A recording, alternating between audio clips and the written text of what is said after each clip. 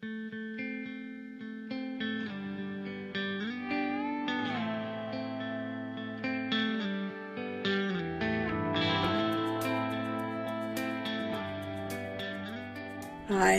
I'm Dr. Faye Snyder. Welcome to my YouTube channel where we try to understand how could they do that. And today we're going to talk about Amanda Knox and how could she do that. Amanda Knox was an exchange student from the United States who was accused of killing her roommate in Italy who came from Great Britain. They didn't know each other very well. They had just moved in together into their new apartment when Amanda had met her boyfriend, Raffaele, with whom she was quite smitten. They had spent the night together and had sex and smoked marijuana. Amanda came home to shower and found that Meredith's door was locked closed and that there was a deposit in the toilet, which she didn't quite understand. And I guess there's some blood, but she was also in her period. She quickly showered. She went back and she shared with Raffaele, her new boyfriend, that something wasn't quite right. He called the police and she called her parents. When the police arrived, they were waiting outside Amanda's apartment, and apparently they made a very bad impression on observers. She kind of clung to him, and they kissed each other a few times, but the media represented these kisses as a lack of empathy and concern, when in fact they were selected photographs that didn't show the whole picture. There were other photographs as well.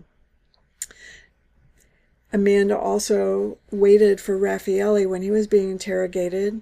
I think she said she waited like 5 hours in the lobby of the police station, where in order to kill time, she was a Californian, she did some yoga, and that included yoga headstands. The press reported that these yoga positions were cartwheels, which is, of course, a quite different impression. The press and the prosecutor decided early on, before the DNA came in, that she was a sociopath, partly because her pure blue, baby blue eyes looked evil to these Italians. And they formed a hypothesis about her character before they had the facts. This is before they had the DNA, which basically identified one killer who later confessed to the crime.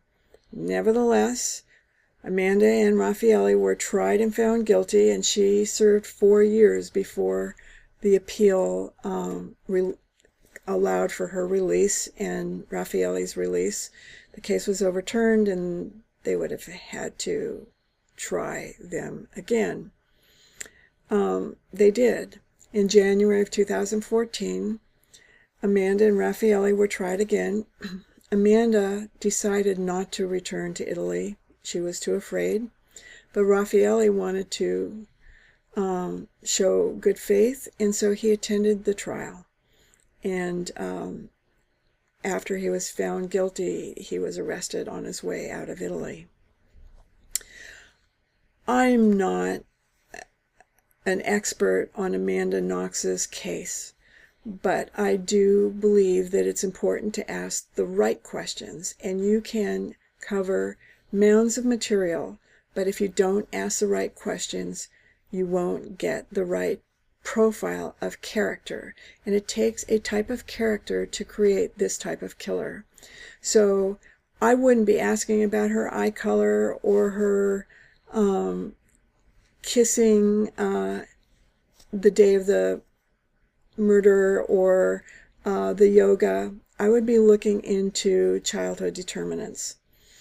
So her mother was a math teacher and her father was a businessman, and they did divorce when she was 3 years old, and a custody arrangement was made whereby Amanda would visit her father 2 weekends a month, and she also visited a stepmother, and 3 stepsisters joined that family as the new couple had children. So Amanda had siblings from her point of view. And when she was around 8 years old, her mother reportedly became involved with a younger man, 16 years her junior, which embarrassed Amanda, but nevertheless, she says that she and her mother were close, and the rest of her family were close. Amanda was an active child. She was involved in soccer, and she was supposedly very good at it, and nicknamed Foxy Knoxy for her clever defensive moves. That's a name that stayed with her affectionately, but the prosecutors took it to mean something else. Apparently that name was on some sort of internet website or social media. She chose for her career to become a linguist and a writer. And to get her bachelor's degree, she picked her own college, a religious college. And until she got that degree, she was not very interested in boys. After she got a degree, she kind of broke out, and she became social and started partying and dating and having sex. And before Raffaele, there had been 6 other young men.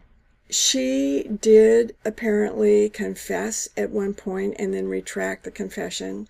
She says that the confession was under duress after having been interrogated for hours and days. And after 5 days, she gave them a confession. She writes about that in her book, I Understand. She otherwise has always claimed her innocence. She was apparently a loved child.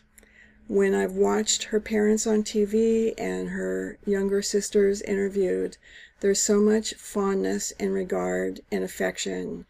It's the type of things that a loving family would all say about their family member.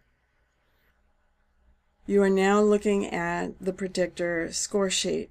Based upon what I have learned about Amanda Knox, it appears to me that she had a pretty healthy childhood. Looks like she had healthy parents with healthy lifestyle. And so I would give her a 5 for maternal diet and quality of attachment. I'd give a 15, continuity of care. I'm going to guess somewhere around a 10. Maybe her mother worked. She was a school teacher. I think that she had a pretty normal discipline, and the family ethic seems to be to honor expression, and we don't know anything about their ability to take personal responsibility. I gave her childhood a score of 66. For adult modifiers, I gave Amanda a +5.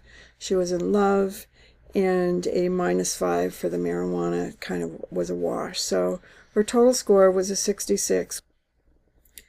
So a score of 66 would not support the creation of the type of character that would be necessary to commit this sort of crime, a sexual violent crime. In other words, how could she do it? She couldn't have.